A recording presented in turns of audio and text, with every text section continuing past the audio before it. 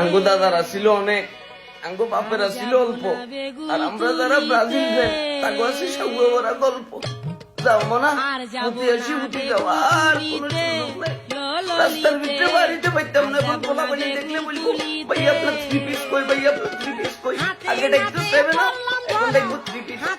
বেইজ্জতি করবি, এরকম করি বেইজ্জতি। তাদের ঘরের মাটি একটু নিজেদের ইজ্জতটা রাখতে পারবে ভাইয়া। মানে লাস্ট 6টা বছর তাদেরকে হারাইতে পারি। এখন তো তারা বলবো যে কি মেসিও তো খেলে নাই, মেসি তো দায়িত্ব এই যেমন কনফার্ম 7 আপনার আপার 10 আর যাব না বেগুন তুলিতে, আর যাব না বেগুন তুলিতে। আর কদিন থাকবো ভাইয়া, এমনি করি বেগুন করি। আরে বেটা মেসি সহজে 3-4টা গোল খাইতে, তাহলে একটা কথা আসছিল।